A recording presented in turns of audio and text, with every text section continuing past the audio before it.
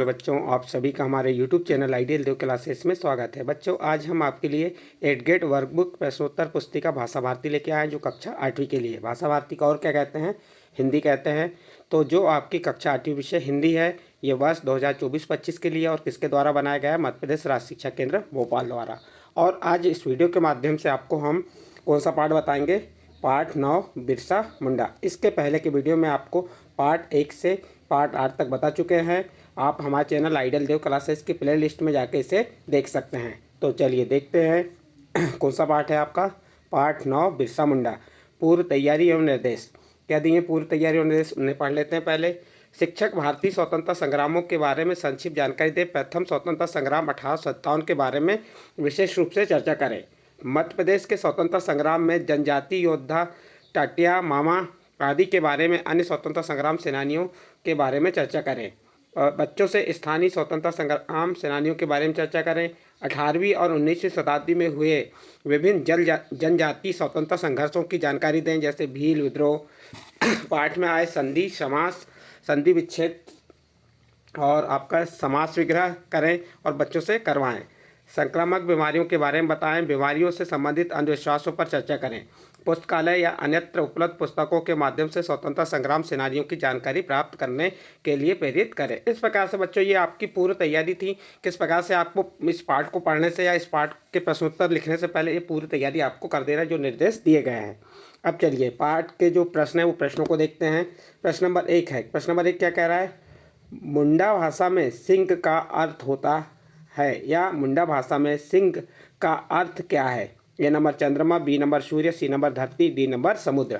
इसका सही आंसर आ जाएगा बी नंबर सूर्य। सिंह शब्द का अर्थ क्या है? सूर्य। अगला प्रश्न है आपका, सत्याग्रह शब्द का संधि विच्छेद है।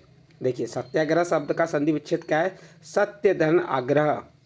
सत्य धन आग्रह, सत्याग्रह। इसका बी नंबर का ऑप्शन सही होगा। नेक्स्ट अगला प्रश्न है, चेचक फैलने पर ग्रामवासियों को बिरसा मुंडा के विरुद्ध किसने भड़काया था? ए नंबर अंग्रेजों ने, बी नंबर मिशनरियों ने, सी नंबर ओझाओं ने और डी नंबर जमींदारों ने। इसका सही आंसर आ जाएगा आपका सी नंबर ओझाओं ने। चेचक फैलने पर ग्रामवासी को बिरसा मुंडा के विरुद्ध किसने भड़काया था? ओझाओं ने। अगला प्रश्न आता है आपका प्रश्न नंबर 4। प्रश्न नंबर 4 क्या है? जनजातियों के प्रमुख हथियार हैं। ए नंबर बंदूक पिस्तौल, बी नंबर तलवार चाकू, सी नंबर तोप तमंचा और डी नंबर भाला तीर कमान। तो इसका सही आंसर आ जाएगा आपका डी नंबर भाला तीर कमान। अगला प्रश्न है, अदालत द्वारा जारी आज्ञा पत्र कहलाता है। देखिए जो अदालत द्वारा जारी आज्ञा पत्र क्या कहलाता है? अनुमति, लाइसेंस, वारंट, नियम। तो इसका सही आंसर आ जाएगा सी नंबर वारंट।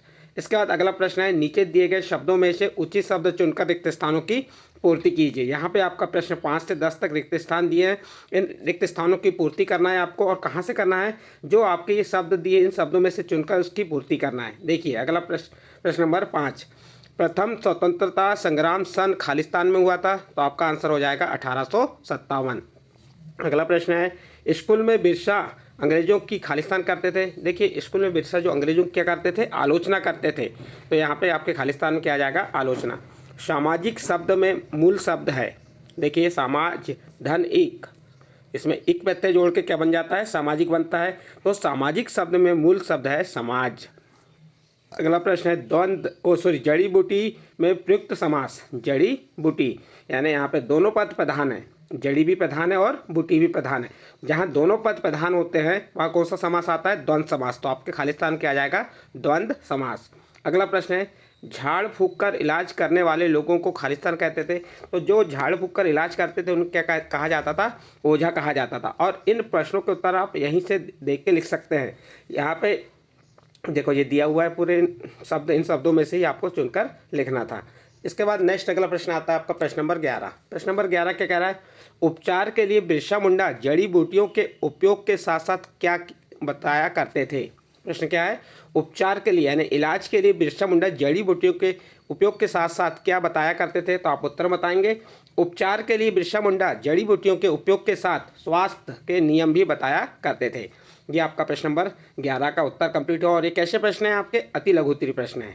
इसके बाद अगला प्रश्न है, तन्मय शब्द का संधि विच्छेद होगा, या तन्मय शब्द का संधि विच्छेद कीजिए। तो तन्मय शब्द का संधि विच्छेद क्या होगा? तत् धन मय, तन्मय। और ये कौन सी संधि है आपकी? व्यंजन संधि है। अगला प्रश्न है, बिरसा ने चाईबासा के मिशन स्कूल को क्यों छोड़ा? उत्तर देखिए, बिरसा ने चाईबासा के मिशन स्कूल को इसलिए छोड़ा क्योंकि उन्हें वहां दास्ता का अनुभव हो रहा था तथा वहां मुंडा लोगों का शोषण किया जा रहा था, इसलिए बिरसा ने चाईबासा के मिशन स्कूल को छोड़ा। ये आपका प्रश्न नंबर 13 का उत्तर कंप्लीट हुआ। इसके बाद नेक्स्ट अगला प्रश्न आता है आपका प्रश्न नंबर 14। क्या है प्रश्न नंबर 14? बिरसा मुंडा के आंदोलन को आप किस रूप में देखते हैं? उत्तर देखिए, बिरसा मुंडा का आंदोलन अन्याय और शोषण के विरुद्ध था। यह आंदोलन मानवता की रक्षा के लिए था। इस प्रकार से आप प्रश्न नंबर 14 का उत्तर लिख सकते हैं। इसके बाद आपका प्रश्न नंबर 15 आता है और ये कैसे प्रश्न है? आपके लघु उत्तरीय प्रश्न है। कैसे प्रश्न है आपके? लघु उत्तरीय। चलिए प्रश्न नंबर 15, मुंडा जनजाति के लोग बिरसा को अवतार क्यों मानते थे? उत्तर देखिए, मुंडा जनजाति के लोग बिरसा को अवतार इसलिए मानते थे क्योंकि बिरसा के उपचार से लोग तुरंत ठीक हो जाते थे। बिरसा ने चेचक नामक बीमारी का गांव में उपचार किया और उन्हें स्वास्थ्य के नियम भी बताए, इसलिए जो बिरसा जाति के लोग हैं मुंडा जाति के लोग हैं वो बिरसा को अवतार मानते थे। अगला प्रश्न आता है आपका प्रश्न नंबर 16। आपका यहाँ पे प्रश्न नंबर 15 कंप्लीट हुआ। अब प्रश्न नंबर 16 क्या कह रहा है? इन शब्दों में, कौन से शब्दों में? विश्वास, मान, आदर, देश में उचित उपसर्ग जोड़कर इनके विलोम शब्द बनाइए। उपसर्ग कहाँ लगते हैं?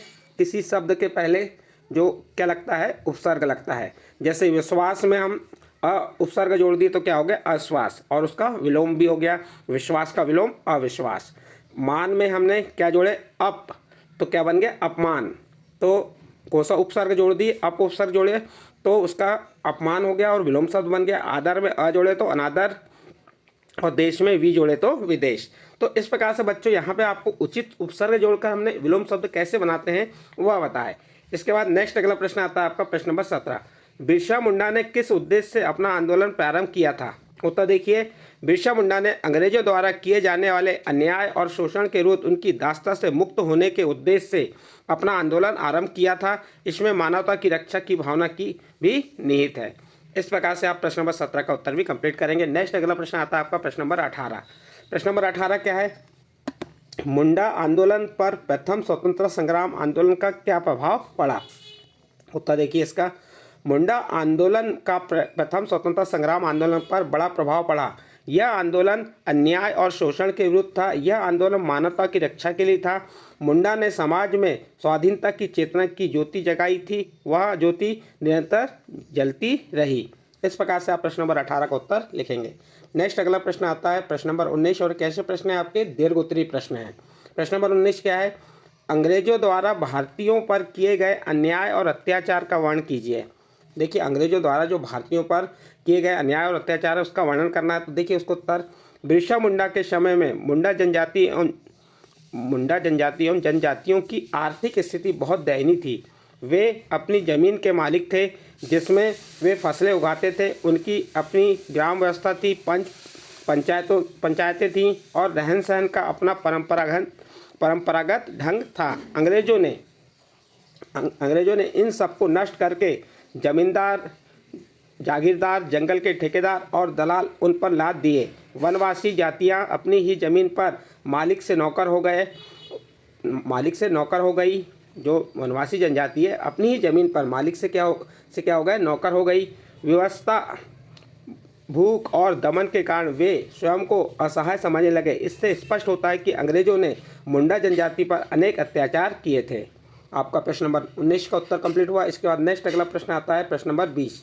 प्रश्न नंबर 20 क्या है? बिरसा मुंडा के तत्कालीन सामाजिक परिवेश का वर्णन कीजिए। तो देखिए उत्तर, बचपन में बिरसा मुंडा भी एक सामान्य बालक ही थे। वे खेती के कार्यों में पिता का सहयोग करते थे। जब उन्हें दास्ता का अनुभव हुआ तब वह पीड़ित लोगों की सेवा करने लगे। आदिवासी उन्हें अवतारी मानते थे।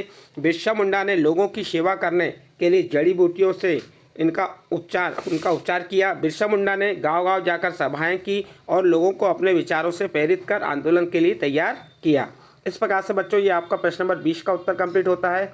और इस प्रश्न के साथ ही आपका जो पार्ट 9 था बिरसा मुंडा से संबंधित जो आपके अति लघु उत्तरीय प्रश्न, दीर्घ उत्तरीय प्रश्न, लघु उत्तरीय प्रश्न और सही विकल्प खाली स्थान थे वह कंप्लीट हुए।